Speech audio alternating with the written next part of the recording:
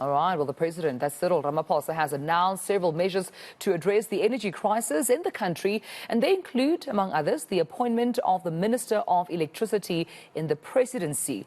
Ramaphosa also declared a state of disaster over the electricity crisis. Before reaction, we're now joined by energy analyst Professor Hartmut Winkler, joining me live in studio. Prof, thank you so much for your time, and good morning to you. Your reaction: a national state of disaster officially declared by the president. I saw the statement by COCTA Minister Dr. Nkosazana Zuma saying this is to stop a complete blackout within the country from occurring. Well, we already have a mechanism for stopping a complete blackout, and that's load shedding. That's exactly what it does. It's forcing citizens to do something which they wouldn't do otherwise. I think as a whole, the state of disaster doesn't really give the government too many powers which are going to assist them in stopping this load shedding. It's something which certainly the ANC NEC decided and was very happy about. So I guess this is following a party policy, but I think most people agree that the uses of this in actually getting us out of this crisis are very limited.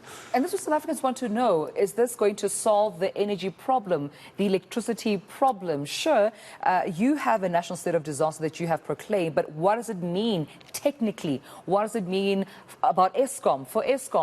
Especially this new Minister of Electricity in the Presidency now that's just been made mention of. Yes, well, that was maybe the most interesting thing to come out of it, and I think it surprised people. And of course, people have immediately pointed out that we now effectively have 3 ministers dealing with Eskom, and that is going to lead to some locking of horns, especially given that the Minister of Mineral and Energies, Mantashe, is known to be quite a strong player who's not going to allow himself to be pushed around. So whoever is going to be taking over this position, I was speculating on who it might be, has got quite a difficult task ahead of them, especially because they are going to be effectively made the scapegoat for everything that's going to go wrong in the next year or so. I think the reality is also, and of course I think the president knows that, but it's not what he would want to say, is that we're not going to get out of this energy crisis anytime soon. Personally, if this time next year we are at exactly the same situation, I think they've actually done fairly well, because we've been on a downward trajectory. If we can actually arrest the downward trajectory in the next year, then I think they've done all right. Yeah, I mean, we've heard even Eskom's outgoing CEO, Andre de Ruyter, saying 2023 will be quite a difficult year. Yes. It will be a challenging year when it comes to electricity. But I want to take you back to some of the statements here made by the president, Prof, if you may allow me. The action plan to address the energy crisis. He made mention of this, which in July of last year, he said they had outlined 5 key interventions. Please allow me to name them. First, he said fixing Eskom's coal-fired power stations and improving the availability of existing supply. Second, he mentioned enabling and accelerating private investment and generation capacity. Third, he said accelerating procurement of new capacity from renewable gas and battery storage. Fourth, unleashing business and households to invest in rooftop solar. And 5, fundamentally transforming the electricity sector to achieving long-term energy security. He says this is a realistic route to ending load shedding. Agreeing with the president? I do agree, but it's also not a quick route. We are going to be stuck with this for a while. The one where there's been the most success over the last year, and I think it's largely been driven by necessity, simply because companies have now realized that they need to do something themselves about it. This question of rooftop installations has really taken off on a very big scale, and a lot of the talk of the speech yesterday was about that. Now, that's all very well, but we're also in a situation now where the supply of solar panels is getting quite tight. A lot of people are trying to install them, and at the moment, very few of those are being built in this country. Most of them will be imported, and usually they come from China. So I think that's an aspect which certainly the Trade and Industry Ministry is going to have to be looking at. How do we make it easier for all these solar panels which would be needed to do everything he said should be done over the couple of years? How are we going to expedite that? Because at the current rate, there just simply aren't enough solar panels. There also aren't enough people to install these. That's the other shortfall. So in a sense, it's good to have a coordinating person in the presidency who does that. I think the reason they made this person, or said they want this to be a minister, is simply so it carries a bit of gravitas. It does sound like this is a serious intervention. But yes, there's going to be an important coordinating role that will have to be fulfilled. I think we're perfectly right. We need to install far, far more solar than we currently have. Yeah. We're behind the world in that regard. So we're really just playing catch up right now.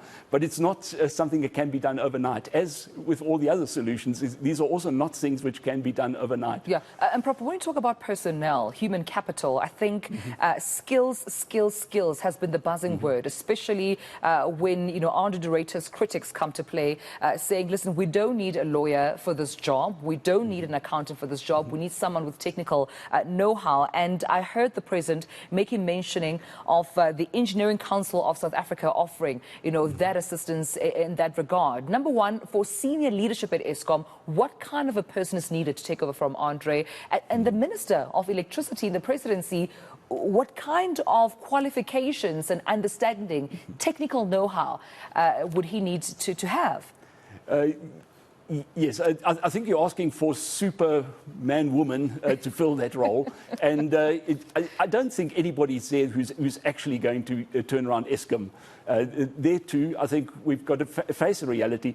They are stuck with some of its major coal power stations, especially Medupi and Kusile, the newest ones, where some of the units are down, and those are big things. These are not things where you can just send an electrician or so to sort out. Yeah. It's also very expensive repairs, and it's partly due to design faults. So the reason why we're in the current stage of relatively high load shedding is largely because of these 3 units at Kusile which failed. They shouldn't have. This is our newest power plant. And there's 1 unit at Medupi and so on. If all those were working, then we would be much better off right now. We might even not have load shedding. That's really where the problem is, but this is not something you're going to fix quickly. I think the president's hoping that this is going to be fixed by the end of this year.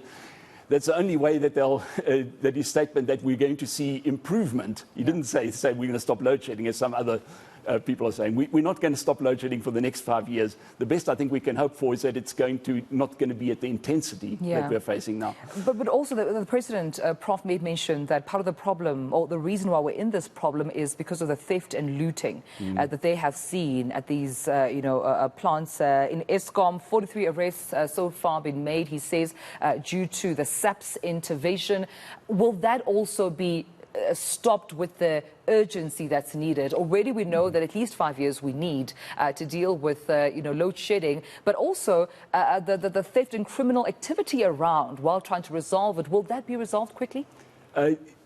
In theory, it can be. Whether it can be done in practice is another matter. It's not that people haven't been trying to stop this, and how exactly we go about it. And bear in mind that there's a lot of financial interests in those things. The whole the value chain, which has been infiltrated by various people to basically make money out of the system, there is going to be very difficult to breach.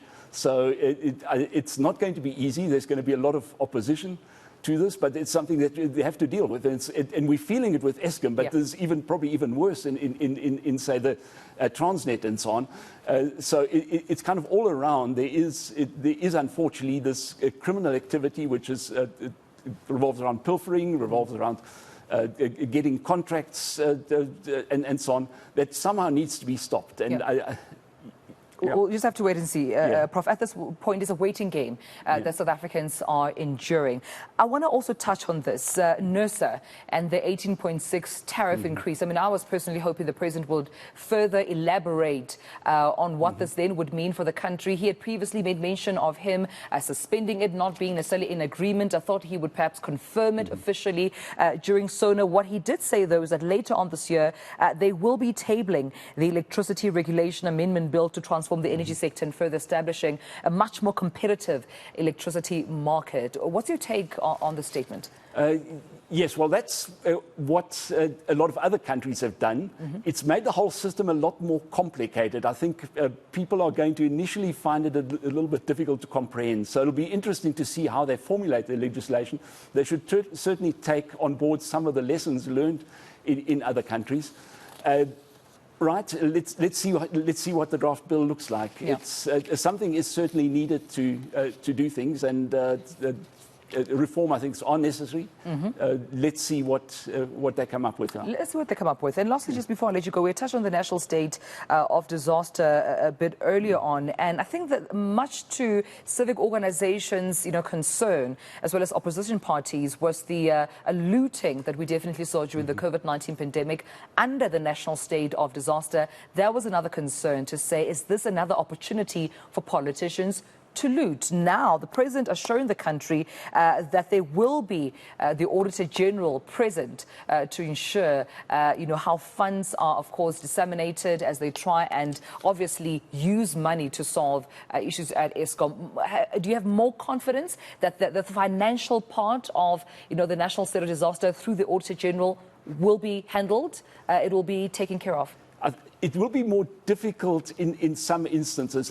For example, if as I understand it, a lot of this is going to be involved facilitating supplying solar panels and that. Solar panels, I think everybody knows more or less what they should cost. It's going to be very difficult for somebody to come along and claim a price that is much higher than what the current market rate is. As far as fixing things elsewhere, like at Eskom and so on, well, yes, their one's always got to be careful anyway. Right. I think we are perfectly justified in being more watchful in this, but my personal impression is it would be more difficult to do what happened during COVID. Well, I appreciate you speaking to me about this. Professor Hartmut Winkler, thank you so much for joining us right here on the South African Morning, giving us more reaction, of course, to the President's State of the Nation address just last night, where it was delayed, expected to take place from 7 p.m., but we saw those events taking place right in front of our eyes in Cape Town.